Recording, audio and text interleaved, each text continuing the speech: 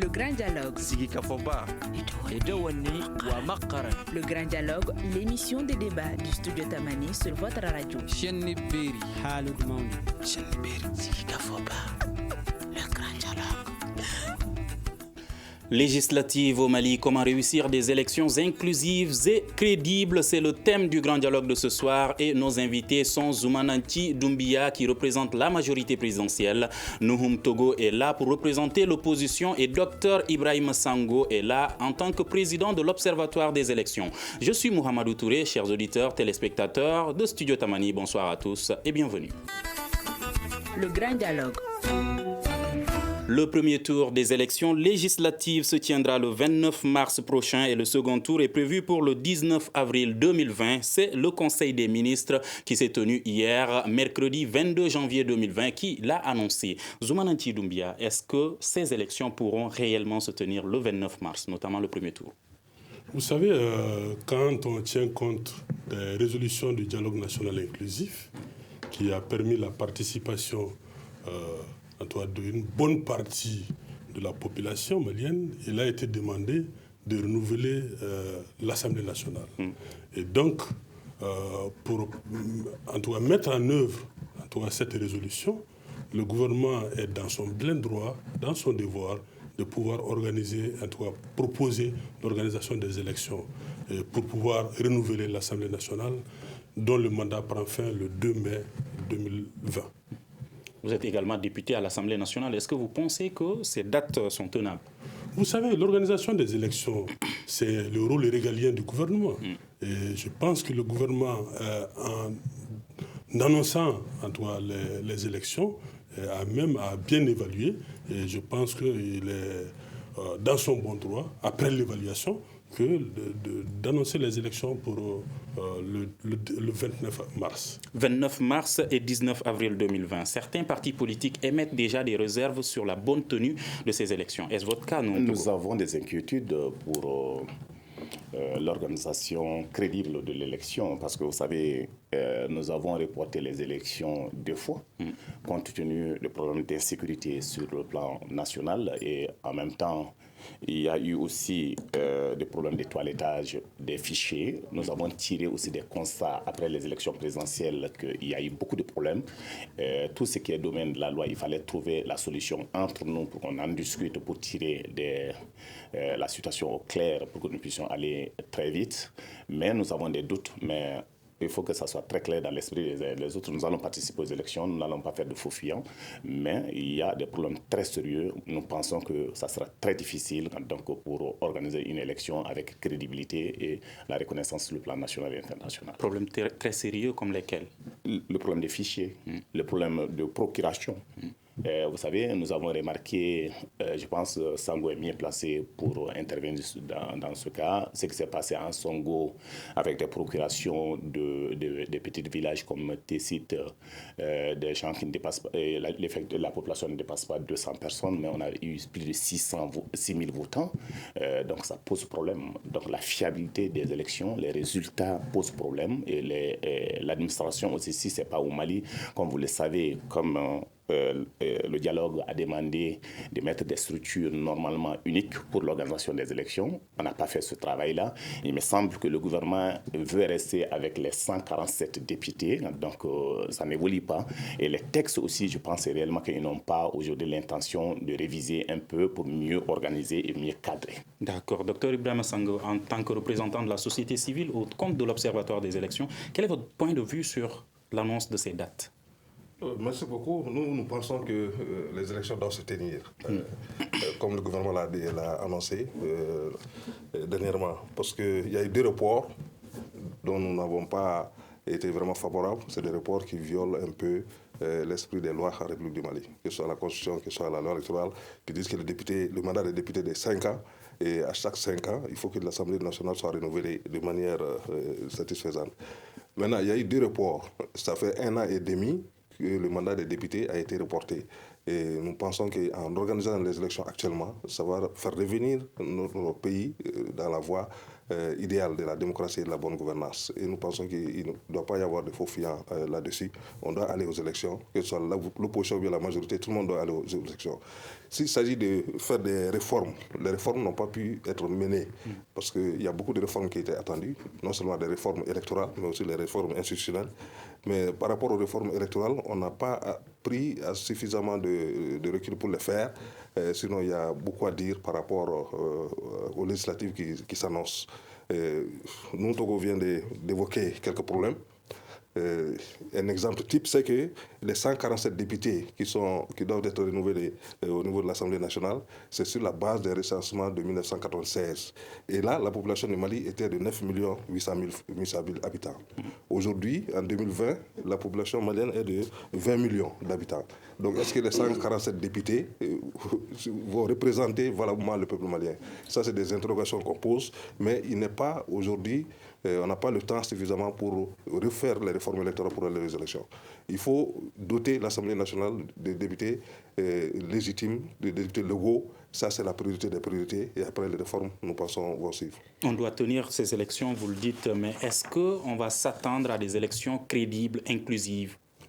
Pour nous, il n'y a pas de problème qu'on n'aille pas à des élections crédibles.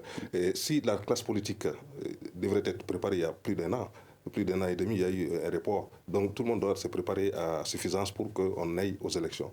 Et la fixation de la date des élections n'est pas une nouveauté. Tout le monde devrait s'attendre à ça. On doit aller à des élections crédibles et transparentes sur l'étendue du territoire si tout le monde s'y met. Ali Bari pose une question sur Facebook, Zoumanati Doumbia. Il demande, est-ce que vous êtes sûr, avec certitude, qu'on peut organiser les élections en mars, notamment à Mopti? Je fais confiance au gouvernement parce que c'est le gouvernement qui en tout cas, à la clé d'évaluation des circonscriptions électorales. Et je pense que le gouvernement, le Premier ministre a reçu les gouverneurs et les préfets il n'y a pas très longtemps. Et je pense que c'est à la suite de ces évaluations-là que le gouvernement a annoncé les élections. Donc, je fais confiance totalement au gouvernement parce que si il n'y avait pas les conditions minimales d'aller aux élections, je ne pense pas qu'on aurait dû annoncer. Mais qu'à cela ne tienne, Togo a soulevé des questions, mais je pense que malheureusement, l'opposition a brillé par son absence au niveau du dialogue national inclusif. C'était le lieu idoine, en tout cas, de pouvoir annoncer ces différentes... Il y a une partie de l'opposition qui a participé. Ok, oui, mais la partie que nous, Togo, représente n'a pas participé. Et donc, je pense que c'était le lieu idoine, en tout cas, de pouvoir faire part de ces appréhensions. Et je suis d'accord qu'il y a des choses à régler dans la loi électorale, mais ce n'est pas de grandes choses qui peuvent entacher les élections. Si je prends, par exemple, la désignation des assesseurs, en fait, ça pose problème parce qu'on va aller aux élections législatives. Souvent, il y a des listes où vous allez trouver la majorité et l'opposition sur une même liste. Et maintenant, comment choisir les assesseurs? Mais je pense que la classe politique, dans son ensemble, quand on va se mettre ensemble, on va trouver... Ça, c'est des choses qu'on peut quand même régler sans pour autant que ça ne donne lieu... Quand on va se mettre ensemble, mais est-ce possible que cette classe politique... Mais je pense qu'aujourd'hui, la classe politique, aujourd'hui, dans son entièreté, veut aller aux élections. Que ce soit la majorité, que ce soit l'opposition. Je suis heureux d'entendre mon ami Togo dire qu'en tout cas, ils vont participer, et ils vont participer pleinement. Donc, au-delà de ça, vous comprenez aisément que toute la classe politique est d'accord aujourd'hui qu'on aille aux élections.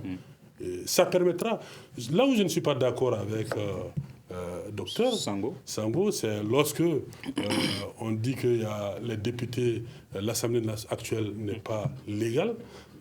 On peut peut-être, entre guillemets, parler de légitimité, mais il y a légalité. Et je pense que la légitimité n'est autre chose que quand les gens se mettent ensemble. Et donc, les conditions n'ont pas permis à ce qu'il y ait le renouvellement de l'Assemblée. Et aujourd'hui, si on doit y aller, je pense qu'il est grand temps qu'on y aille. Comme ça, ça évite toutes les supputations. Dire que l'Assemblée aujourd'hui est illégitime, l'Assemblée est illégale, ça va couper court à tout ça. L'aspect sécuritaire inquiète Nouroum Togo et vous estimez qu'aujourd'hui, vous faites confiance au gouvernement quant aux mesures qui seront prises pour y faire face. Mais qu'est-ce qui vous rend aussi confiant? Vous savez, je suis optimiste. Je pense que les élections, c'est encore le 29 mars. Et je suis assez optimiste. Et je suis un oiseau de bon augure. Je pense que d'ici là, il y aura une vraie montée en puissance de nos forces de défense. Déjà, on a senti une montée en puissance de nos forces de défense et de sécurité, mais nous avons les partenaires aussi qui pourront aider le Mali à sécuriser ces élections, que ce soit à Mopti ou que ce soit partout ailleurs. Êtes-vous rassuré? Êtes-vous aussi optimiste que M. Doumbia? Non, en toute honnêteté, non, pour ne pas être en porte-à-faux avec ma conscience. Ce que je sais qu'aujourd'hui, à Bankas, à Koro, à Douanza, à l'intérieur du Mali, vers Gao, c'est que l'administration n'existe pas. Les préfets, les sous-préfets se trouvent au niveau des cercles aujourd'hui. Et au niveau de l'aspect sécurité, à Koro, je viens d'avoir un bilan macabre de plus de 11 abattus. Donc aujourd'hui, en termes de sécurité, ça pose problème. Ça pose problème. Maintenant, est-ce que, parce qu'effectivement, après le dialogue, la priorité a été donnée à l'organisation des élections, moi je pensais que la priorité allait être donnée d'abord à l'envoi de l'administration sur le terrain avec les militaires pour s'installer d'abord et créer les conditions pour aller vers les élections. Mais ils ont mis les charrues avant les bœufs, donc la situation, je ne sais pas comment ils vont gérer. Si le ministre de l'administration territoriale, après avoir rencontré les gouverneurs à Kidal, ils disent qu'ils sont prêts à aller aux élections, à Gao, ils sont prêts à aller, à Mopti, le gouverneur dit qu'il maîtrise la situation, mais lui-même, il ne peut pas se déplacer pour aller à Koro ou aller faire quelques jours à Bankas. Comment voulez-vous que je sois rassuré? Peut-être pour ne pas être en porte-à-faux avec ma conscience, je ne crois pas que réellement aujourd'hui ils peuvent aller. Mais néanmoins, nous allons aller au Le gouvernement estime que le dispositif qui a été mis en place lors de l'élection présidentielle sera renforcé. Est-ce que cela vous rassure? J'ai eu la chance de travailler dans un gouvernement 10 ans. Je sais donc en même temps un ancien conseiller du ministère de la Défense. Donc je connais, c'est la chose que je maîtrise un peu. Mais je dis aujourd'hui... Donc ça a toujours été comme ça? Non, je dis, je maîtrise. Nous avons toujours organisé des élections, mais je dis aujourd'hui avec la crise, c'est que ça pose problème. Les partenaires, est-ce que ça veut dire même que nos amis de la CEMA sont sincères avec nous? S'ils sont sincères, est-ce que c'est un complot qu'ils ont voulu? Est-ce qu'ils sont tombés après avoir accepté de discuter avec le gouvernement des compromissions? Sinon, aujourd'hui, c'est eux qui sont opposés à tout moment. Et aussi, je vois des flux, des terroristes avec des images où je suis franchement inquiet de ce qui se passe aujourd'hui. Et toujours, nos camps sont attaqués, les villages sont attaqués, l'armée ne riposte pas, les autres ne sont pas capables d'assurer la sécurité des gens. Est-ce que c'est avec l'élection qu'ils vont assurer la sécurité des gens? Je ne le crois pas en toute honnêteté. D'accord. Et vous, docteur Ibrahima Sango, est-ce que vous pensez que la situation sécuritaire à Mopti, à Kidal et dans les autres régions du Nord vont poser problème par rapport à l'organisation de ces élections? Bon, si on se réfère à tout ce qui nous entoure, l'environnement national et international, la situation sécuritaire, parfois, est très dégradée, mais cela n'empêche pas la tenue d'élections. Et surtout pour l'élection des députés, la circonscription électorale, ce n'est pas le territoire national. Donc, c'est les cercles, les communes. Et on a vu en 2016, quand il s'est agi d'organiser l'élection des conseillers communaux, les élections ne se sont pas passées partout. Il y a jusqu'à présent des communes qui n'ont pas eu à faire l'élection. Donc ça, c'est Monsieur Togo estime également qu'il y a l'administration qui n'est pas présente dans certaines de ces communes. J'ai dit les conseils communaux en 2016. Donc ça veut dire qu'il faut voir la circonscription électorale. Pour l'élection présidentielle en 2018, il y a des partis où il n'y a pas eu d'élection. Ça, on peut en convenir. Mais si on prend pour l'élection présidentielle en 2018, le pourcentage, le taux où il y a eu l'élection, on peut aller dans les 90%, 95%. Bon, cela est acceptable dans un pays en crise. Maintenant, pour l'élection des députés, le gouvernement dit qu'ils vont assurer la sécurité. Donc, on attend à ce que le processus soit vraiment sécurisé avant les élections, avant la tenue des élections, et qu'il y ait des élections sincères, crédibles. Maintenant, là où il ne pourra pas avoir d'élection, on va le constater. Dans tous les cas, on ne peut pas prévoir à l'avance est-ce que ça va marcher ou bien ça ne va pas marcher. Oui, vous aurez la parole tout de suite, Togo. Oui, je dis on doit aller à ces élections avec confiance et en ayant confiance au gouvernement qui, pour une fois, a suivi les résolutions du dialogue national inclusif pour organiser les élections, pour qu'on puisse retourner quand même dans ce qu'on appelle la démocratie légitime. Je vous donne la parole tout de suite. Vous semblez ne pas d'accord avec lui. L'élection législative n'est pas comme les autres élections. Ça se tient sur l'étendue du territoire national. Il ne peut pas avoir un député élu aujourd'hui, demain d'autres députés. Ce n'est pas possible. Non, je suis d'accord. Non, quelle que soit la situation, c'est que l'élection doit se faire sur l'étendue du territoire national. Si un député décède, on peut donc organiser les élections après. Mais ce cas-ci, c'est sur l'étendue du territoire national. C'est pour cela que nous disons que nous avons des inquiétudes. Je suis d'accord, mais j'ai dit les circonscriptions électorales, c'est les cercles et les communes. Je suis d'accord. Nous n'avons pas de préfets et de sous-préfets. À vous, Zoumana. Non, mais en fait, là où je suis d'accord avec Togo, c'est ça. En fait, la Constitution dit que l'Assemblée nationale est intégralement renouvelée. Il n'y a pas de renouvellement partiel. Donc, il faudrait que l'élection se tienne sur toute l'étendue. Et là où je le rejoins, en fait, quand il y a élection présidentielle, il peut ne pas y avoir d'élection dans certains endroits. Ça ne peut ne pas impacter sur l'ensemble des résultats. Mais en matière d'élection législative, c'est que la circonscription électorale est cercle. Imaginez-vous qu'à Koro, qui est sur 18 communes, qu'il n'y ait pas d'élection dans 6 communes, ça pose des problèmes. Je pense que, mais qu'à cela ne tienne, je fais confiance au gouvernement.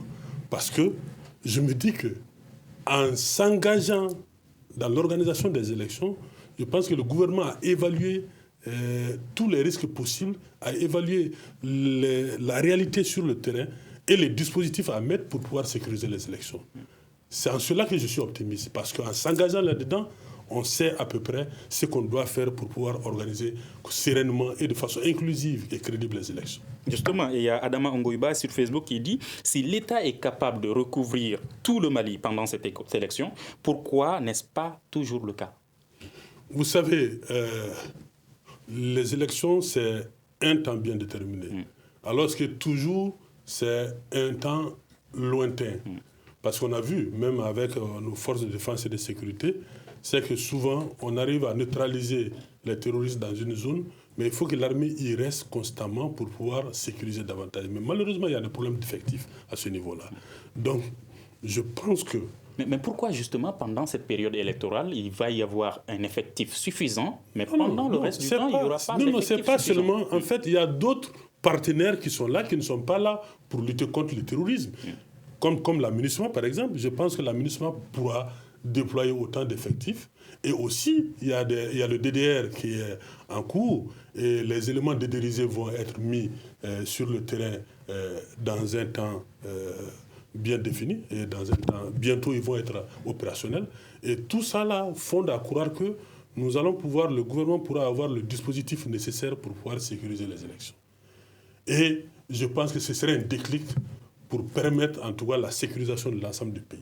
Tel est mon espoir et c'est comme ça que je pense. Qu'est-ce que vous pensez de cette situation? Que le gouvernement, que les partenaires puissent mettre en place un dispositif pour sécuriser tout le pays pour les élections, mais que ça ne puisse pas être le cas pour toujours? Une très belle question. Mais la question que je me pose moi-même, et s'il y a les élections, on va sécuriser, ça veut dire on veut sécuriser. Mais la population, elle est abandonnée depuis combien de temps? Qui demande seulement d'être sécurisée. Mais on n'arrive pas à le faire. Mais s'il y a les élections, on veut les sécuriser. On va amener l'administration, on va amener les militaires pour les sécuriser. Parce qu'il y a élection. Parce qu'on veut aller vers la révision constitutionnelle. Mais en réalité, aujourd'hui, ils souhaitent seulement qu'ils soient sécurisés. Donc, voulez-vous que je comprenne ça? Non, je ne comprends pas la réalité. Sur le terrain, parce que je suis de Bankas, je vis la réalité tous les jours. À Koro, je vis la réalité tous les jours. À Bankas, à Banagara, je vis la réalité. À Douanza, je vis la réalité. Je sais que le gouvernement a été toujours surpris. Les camps ont été attaqués, des camps militaires où il y a des bérets rouges. On a vu comment il y a eu des carnages. Alors donc, dire qu'ils ont les moyens, la technique, aujourd'hui la possibilité de protéger, je ne le crois pas. Mais on peut mettre un peu de doute. Doutons, rêvons. Et il y a Adama Draman Berté, M. Sango, qui demande comment le Mali pourra-t-il aller en élection avec le même fichier électoral frelaté? Bon, frelaté, c'est un peu trop dire.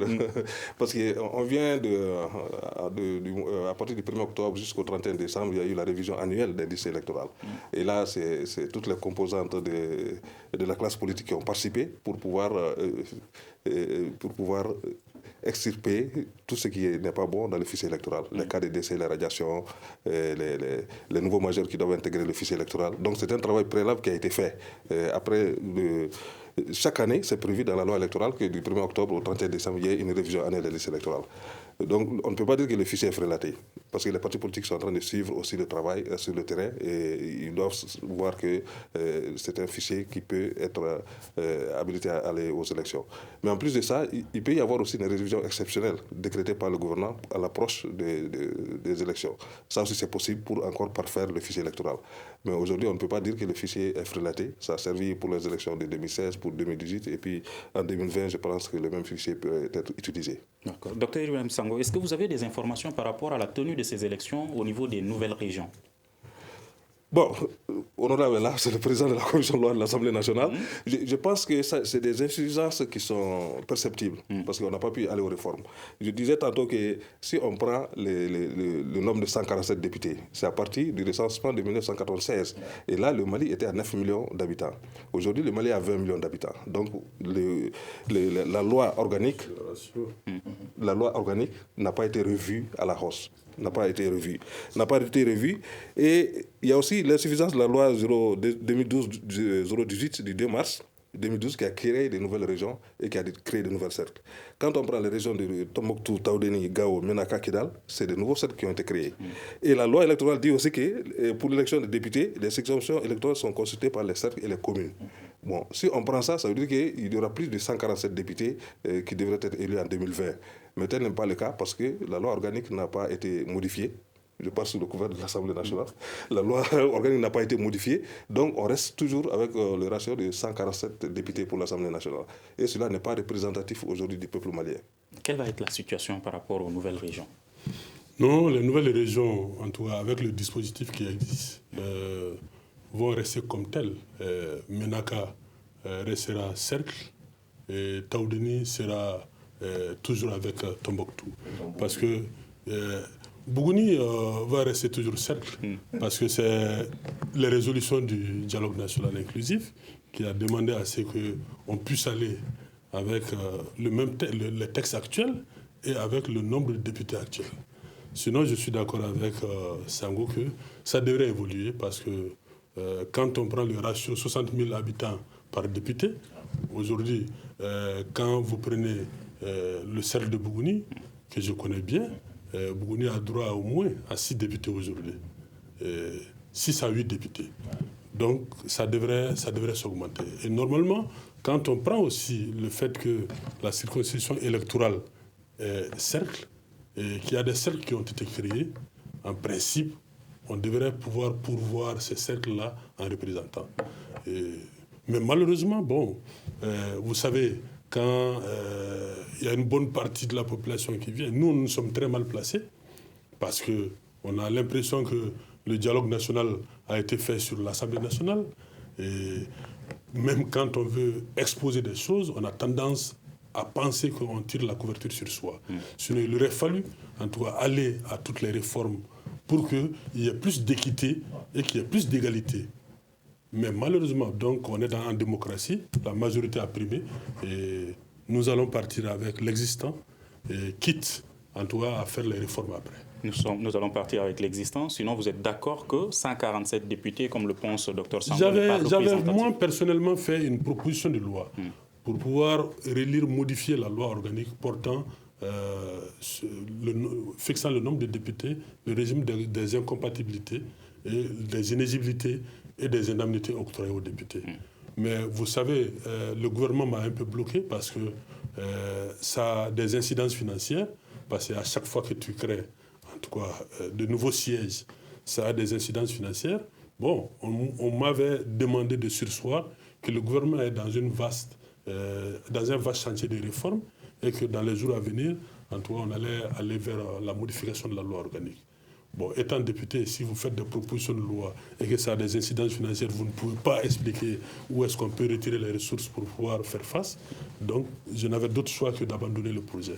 Sinon, en fait, il aurait fallu, en tout cas, relire aujourd'hui la loi organique fixant le nombre de députés et même opérationnaliser les régions pour que chaque cercle ait son représentant au niveau de l'Assemblée, et même les Maliens de l'extérieur, qu'ils puissent avoir, parce que moi je demeure convaincu que c'est un maillon essentiel de la vie de la nation malienne et qu'ils doivent être représentés à l'Assemblée nationale pour qu'on puisse savoir quel est leur problème et que les choses puissent être gérées aussi, qu'ils puissent participer à la gestion du pays. Un nombre de députés insuffisant pour représenter les Maliens pour les 5 prochaines années. Est-ce que vous trouvez cela normal? Non, ce n'est pas normal. Je prends le cas de Tombouctou. Tombouctou est avec un député. L'histoire retient qu'aujourd'hui, avec l'évolution de la population, comme elle a dit, il y a des communes, même ici en commune 2 ou commune 2, ça a beaucoup évolué. Alors donc chez nous à Banca, c'est la même chose. Donc sur l'étendue du territoire national, il fallait revoir. Mais c'est ça aussi les difficultés parce que nous avons pris 1 an inutilement avec les 2 reports. Au lieu de travailler, nous n'avons pas travaillé. On est resté donc se regarder au rétroviseur, chacun est resté couché chez lui à la maison. Et donc, or, il y avait beaucoup de travail à faire là-dessus. Quand vous dites chacun, vous parlez de non, la de majorité, l'opposition, la société civile. Non, juste tout le monde. C'est l'opposition qui a empêché. Non, ce n'est pas nous. Mais il est facile de dire que c'est nous. Nous, on n'est pas, on ne gère pas le pays. Qui gère le pays? Là, et les résultats. Non, j'ai dit néanmoins, on a reporté pour la première fois, on a reporté pour la deuxième fois. Le report, c'était très clair. Il fallait gérer l'aspect sécurité. Il fallait gérer les réformes. Mais le ministre de l'administration territoriale a le plaisir de voyager, de laisser les véritables problèmes sur la table, parce que ça ne les intéressait pas. Parce que nous, on s'attendait qu'avec les 2 reports, on allait quand même travailler. Et le peuple malien s'attendait qu'on devrait travailler sur les 2 reports. Mais les 2 reports, on n'a pas travaillé, on a dormi. Alors donc aujourd'hui, moi je dis c'est même normal parce que Sango, lui, il veut qu'on aille vers les élections. Le gouvernement veut qu'on aille aux élections. Moi, si c'était moi, j'allais laisser le mandat terminé. Parce que dans l'histoire, on peut prendre le cas, ce qui s'est passé au Mali. Avec Modibo, il n'y avait pas l'Assemblée, ils ont continué. La loi C50 commence à se gérer. Donc il n'y a pas de vide, on peut continuer. Le président peut gérer par ordonnance. Et en même temps, jusqu'au temps Modibo Moussa Traoré, on a fait jusqu'à 1978, il n'y avait pas l'Assemblée nationale. La transition que nous avons gérée ici, avec le mouvement démocratique, il n'y avait pas l'Assemblée nationale. Mais nous avons géré le pays. Il fallait laisser couler 40 jours qui restent. Nous allons travailler sur les 40 jours. Mais ça, on ne sera pas d'accord avec moi. Les 40 jours, on va mettre les textes et puis on révise les textes. Et on trouvera des consensus sur les textes et on organisera une très bonne élection crédible et appréciée par tout le monde. Vous estimez qu'il n'y a pas eu de travail, mais M. Doumbia estime qu'aujourd'hui, lui, il a proposé une loi, mais il dit avoir fait face à des difficultés financières. Est-ce que vous pensez que ces difficultés financières sont une raison valable à ce que cette loi ne soit pas adoptée? Le moment où le président de la République augmente son budget, donc sa caisse noire, avec 1 milliard et quelques, il sait très bien qu'on peut avoir l'argent. Non, j'ai vu la loi. J'ai vu ce que vous êtes en train de faire. Non, c'est très clair. Mais non, je sais ce qui se passe. Vous continuez à augmenter les budgets par-ci, par-là. Pour des privilèges du gouvernement, il n'y a pas de problème. Toujours, on a les moyens de financer. Mais non, attendez. Si c'est pour l'État, pour le plaisir, ça veut dire pour faire en sorte que l'État marche, ça veut dire les commodités pour la République, vous n'avez pas de budget. Mais pour des problèmes personnels, pour les persos, vous avez des budgets pour gérer cette situation. Souvent, c'est très grave. Mais sinon, on peut couper un peu au niveau de l'Assemblée nationale, on coupe un peu au niveau de la présence, on coupe un peu au niveau de la primature. Le dossier est géré. Quel est votre point de vue, Dr Ibrahima Sango? Je vous donne la parole tout de suite, M. Doumbia, sur cette question, par rapport à ce problème financier.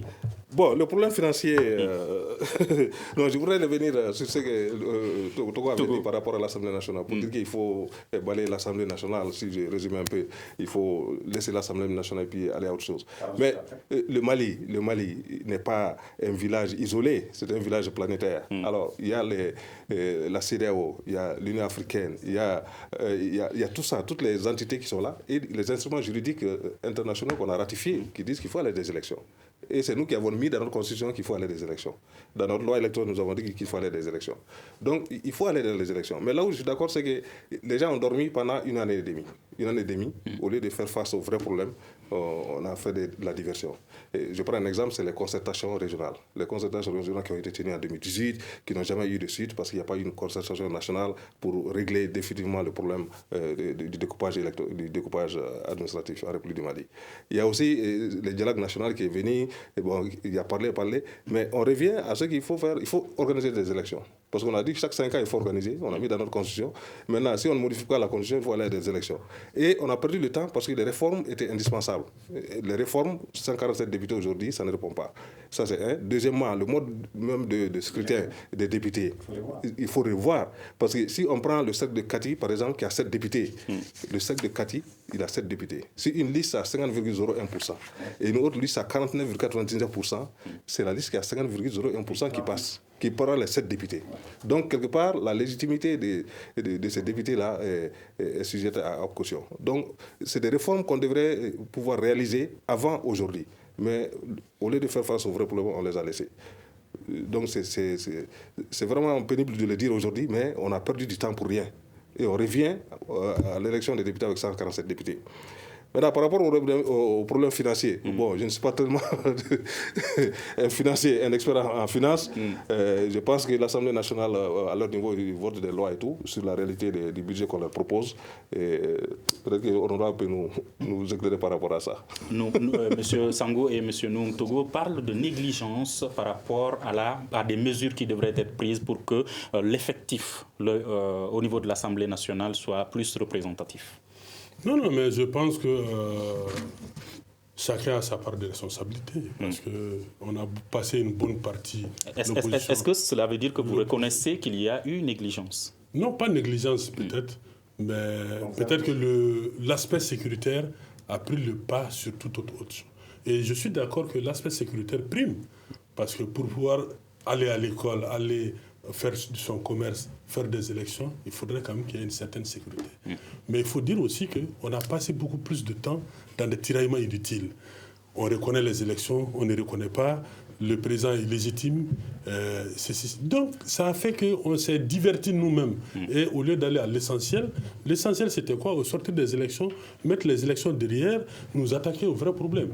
Mais on ne l'a pas fait, malheureusement. Mais par rapport à l'aspect financier, le budget de l'Assemblée n'a pas augmenté d'un seul franc. Et le budget de la présidence n'a pas augmenté d'un seul franc. Donc, à l'intention de... Est-ce que ces deux budgets ont été réduits également?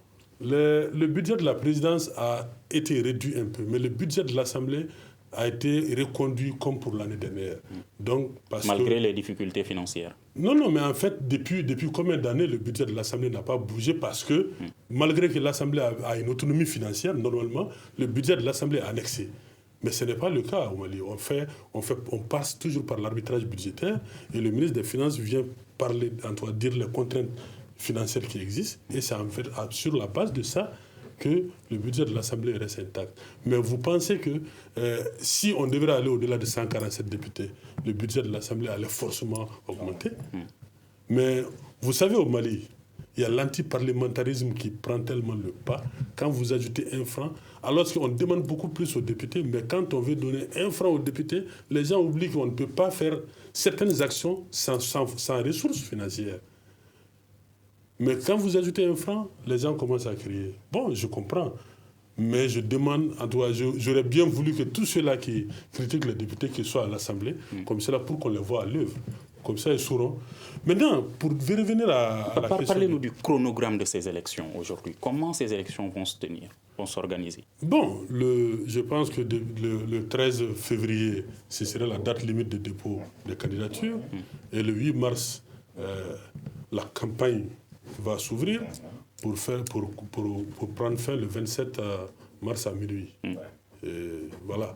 Donc le deuxième tour, ce serait après la proclamation officielle des résultats, parce qu'on ne pourra pas se prononcer tant que la Cour constitutionnelle n'a pas, en tout cas, validé les résultats. Et voilà un peu. Mais maintenant, on ne peut pas laisser une république démocratique sans assemblée.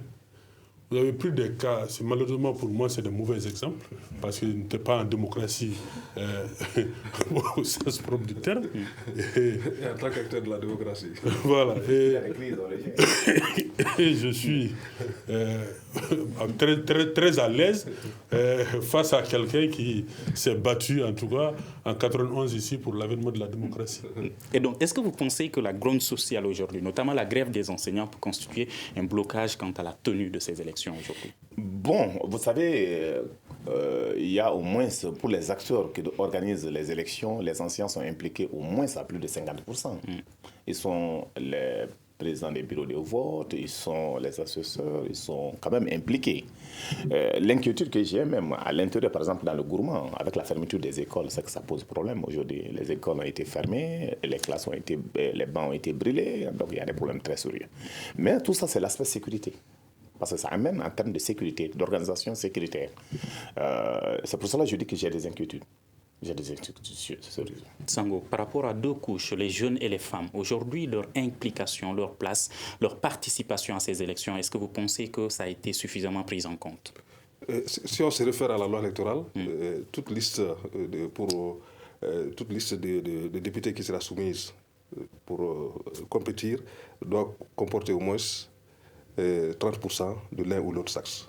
On dit même 70% de l'un ou l'autre sexe. Donc ça veut dire que les femmes sont prises en compte. Et cela répond à la loi sur le genre qui a été promulguée par le président de la République en 2015 et qui est revenue dans la loi électorale à partir de 2016. Donc le problème des femmes est pris en compte de manière satisfaisante dans la loi électorale. En tout cas par rapport à la loi 052 qui institue le pourcentage de 30% de l'un ou l'autre sexe pour toute liste. Maintenant, par rapport aux jeunes, ça il revient aux partis politiques, aux jeunes eux-mêmes de se battre pour être sur les listes qui seront fournies. Et là, je pense que la chance leur est aussi donnée. Il faut qu'ils prouvent qu'ils sont capables d'être sur les listes électorales. D'accord. Vous êtes également tous les deux responsables de partis politiques. Quelle est la place que vous allez donner aux jeunes, notamment dans vos différents partis politiques, et aux femmes également? Vous savez, tout ce qui s'acquiert facilement, c'est tchol. C'est-à-dire, expliquez. Ça voudrait dire qu'il faut travailler dur pour mériter. Et je pense que c'est ce qui est demandé. Est-ce que vous pensez que les jeunes et les femmes travaillent dur pour pouvoir mériter cette place? Bon, les femmes et les jeunes doivent pouvoir travailler dur. On ne doit pas prendre quelqu'un. Mais est-ce qu'ils le font, selon vous? Oui, je pense bien qu'ils le font. Mais pourquoi ils estiment, certains d'entre eux, ne pas être suffisamment pris en compte? Bon, je pense que, à mon avis, vous savez, la femme, dans notre pays, il y a une pesanteur sociale qui pèse beaucoup. Les hommes résignent à permettre à leurs femmes de faire de la politique. Et quand une femme fait de la politique aussi, elle est regardée, elle est vue d'une autre manière. Mais je pense que le plus important, c'est la scolarisation des filles. J'ai toujours dit. Mais est-ce que l'Assemblée nationale a posé des actes qui peuvent faire changer cette mentalité, par exemple? Oui, mais bien sûr que oui. La loi sur le genre que Sango vient de souligner, l'œuvre de l'Assemblée nationale. Parce qu'on a voulu que toutes les couches de la nation... Parce que l'un des problèmes de notre pays, c'est que tout le monde ne participe pas à la gestion du pays. Il faudrait faire en sorte que tout le monde y participe. En tout cas, ceux qui veulent. Parce qu'on ne va pas aller forcer aussi quelqu'un à venir s'intéresser à la gestion publique. Et qui devrait faire ça? Oui. Qui devrait faire ça? Mais ça, c'est les partis politiques. On donne de l'argent à nos partis pour pouvoir faire de l'animation politique, pour pouvoir faire de l'éducation, pour pouvoir faire de la sensibilisation. Donc vous remettez en cause le rôle des partis politiques dans la sensibilisation. Les partis politiques n'ont pas joué suffisamment leur rôle sur ce plan-là, et je dois l'avouer. Et je pense qu'aujourd'hui, encore plus que jamais, nos partis sont interpellés pour permettre en tout cas l'émulation d'une bonne partie de la population à s'intéresser à la gestion publique. Certains regrettent qu'aujourd'hui, que ce soit la majorité ou l'opposition, les partis politiques ne jouent pas réellement le rôle pour sensibiliser notamment les Maliens à voter pour leur candidat de choix. Vous savez, je dis que forcément, ce n'est pas le rôle seulement des partis politiques. C'est vrai que les partis politiques doivent jouer leur rôle. Mais ils bénéficient d'argent pour justement jouer ce rôle. Je suis d'accord avec vous, M. Touré. Mais il y a aussi, je l'ai dit, 90% ou 80% sont des gens qui ne font pas de la politique, ce qu'on appelle la société civile. C'est eux aujourd'hui qui drainent tout le monde. C'est religieux, comment il s'appelle, la société civile organisée. C'est eux aussi qui doivent sensibiliser. Parce que l'élection, ce n'est pas seulement pour les hommes politiques. Moi, je l'ai toujours dit. J'invite tous ceux qui sont honnêtes, sincères, dignes, qu'ils viennent faire de la politique. Parce que si vous laissez des médiocres gérer, donc franchement, il y a toujours des problèmes. On a un représentant de la société civile. Mais qui travaille pour qu'ils deviennent. Parce que si on prend un médiocre ne va nommer qu'un médiocre. Non, en fait, l'État subventionne les partis politiques pour pouvoir faire l'éducation civique et la sensibilisation. On le fait. Mais la société civile n'est pas subventionnée par l'État. Sango. Donc la société civile cherche l'argent avec des partenaires pour le faire. Mais je crois qu'au-delà de ça, il y a un problème de communication. Le problème de communication, c'est quoi? C'est qu'en République du Mali, selon les statistiques de 2015, il y a 2 700 000 personnes seulement qui comprennent le français. Tout le reste là, c'est les langues. Est-ce qu'on utilise assez les langues pour pouvoir communiquer? Pour pouvoir communiquer. C'est ça aussi l'équation qui est là, qui est difficile et sur laquelle tout le monde est interpellé. Dans ce contexte d'insécurité, est-ce que vous pensez que le taux de participation à ces élections pourra être élevé au Mali comme à l'extérieur? Bon, cela dépend de tout ce qu'on pourra faire, que ce soit les partis politiques, la société civile, l'État, les partenaires, en termes d'éducation civique, de sensibilisation. Parce que si on se réfère au taux de participation de 92, du début de la démocratisation en République du Mali jusqu'en 2018, le taux n'a jamais atteint les 50%. En 2018, d'ailleurs, on a constaté que 75% des cartes d'électeurs ont été distribuées, mais on n'a pas atteint le taux de 50%. Donc, on n'a jamais atteint le taux de 50%. Et pour les élections, c'est une question d'éducation civique, de communication électorale que tout le monde doit s'investir pour pouvoir mener cela à bien. Non seulement les partis politiques, mais aussi la société civile. Et la société civile, elle se base sur l'appui des partenaires techniques et financiers, parce que l'État ne finance pas, alors que les partis politiques sont financés par l'État malien.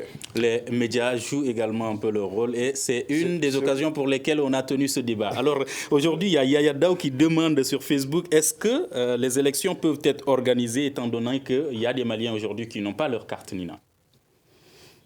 Bon, vous savez, l'histoire de carte Nina, au départ, ce sont les gens même qui n'ont pas accepté de se faire recenser. Ils ont eu peur de se faire recenser. Et parce que d'autres pensaient qu'il y avait d'autres idées derrière. Et je pense qu'à ce niveau-là, même par rapport au taux de participation. Est-ce que ça ne soulève toujours pas soulevé par Sango, le problème de communication? Vous savez, il faut aller vers l'inscription volontaire aujourd'hui, qui est d'aller vers l'inscription d'office. Parce que automatiquement, tous ceux qui ont l'âge de voter sont inscrits. Alors que, est-ce qu'ils veulent réellement aller voter? Parce que c'est ça la question. À chaque fois, on dit le taux est faible, c'est cela. Mais est-ce que réellement ceux qui sont inscrits veulent aller voter? Parce qu'il faut inscrire réellement ceux qui veulent aller voter. Parce que ça va être difficile que j'aille m'inscrire et ne pas aller voter. Mais si je suis inscrit d'office, il y a des gens qui sont inscrits d'office qui ne savent même pas qu'ils sont inscrits. Mais certains d'entre eux estiment qu'ils ne vont pas parce que malgré leur participation, la situation n'a jamais changé. Mais c'est ce qui est très grave. C'est ce qui est très grave. En pensant ainsi, ce serait très grave. Parce que si on veut faire changer réellement les choses, on doit s'investir pour que la cadence soit renversée. Mais ce n'est pas en restant chez soi. Dans tous les cas, celui qui aura, on est en démocratie, ceux qui vont aller voter là. Si la majorité se dégage, même pour quelqu'un qui n'est pas bien, naturellement, c'est lui qui va gérer. Donc, je pense qu'aujourd'hui, on doit se remettre en cause. On doit savoir que la gestion de la chose publique nous incombe à nous tous, nous interpelle tous. Si on veut que les choses aillent, on est dans un système démocratique, on doit pouvoir, en tout cas, convaincre les autres à aller vers ce changement-là. Mais ce n'est pas en restant recroquevillé sur soi-même qu'on peut faire évoluer quoi que ce soit. Donc, je pense que tout citoyen est interpellé dans ce sens-là. Déjà que tu acceptes de rester à la maison, ça veut dire que tu as accepté les résultats qui vont sortir des urnes. D'accord. Les élections truquées, certains s'inquiètent par rapport à cela. Est-ce le cas de l'opposition? Bon, nous souhaitons que cette fois-ci, que maintenant ça travaille avec honnêteté pour qu'elle ne zappe pas et qu'elle ne coupe pas comme elle veut, pour faire élire d'autres, peut-être qui n'ont pas la chance d'être élus, parce qu'elle reste toujours dans une position avec ses co pour tout simplement faire élire souvent. Il y a les concernant la participation des électeurs, quel appel avez-vous à lancer? Je demande aux Maliens et aux Maliennes de se mobiliser, à tout le monde, parce que c'est important. Et je demande au gouvernement de prendre des dispositions pour sécuriser. Mais je continue à rêver. Mais on verra. À vous, Dr Ibrahim Sambou. Bon, il est permis de rêver. Il est permis de rêver, d'espérer que la situation sécuritaire va s'améliorer d'ici là. La participation des citoyens est importante. Il faut que chaque personne, chaque Malien se sente concerné par les élections législatives et puis qu'on puisse avoir un taux de participation à souhait. Voilà. Des productions, vous en aurez au cours de ce processus de préparation des élections législatives et même pour la couverture des élections législatives. inclusive. Ce débat est un partenariat entre Studio Tamani et le programme d'engagement civique PEC financé par l'USAID. Et je rappelle que nos invités étaient Zoumananti Doumbia de la majorité présidentielle, Nouhoum Togo de l'opposition, Ibrahim Sango, président de l'Observatoire des élections. Je suis Mohamedou Touré, à la régie vidéo et audio, Seydou Ndao et Peting Diara. À demain pour un prochain numéro du Grand Dialogue de Studio Tamani. Le Grand Dialogue. Le Grand Dialogue, l'émission des débats du Studio Tamani sur votre radio.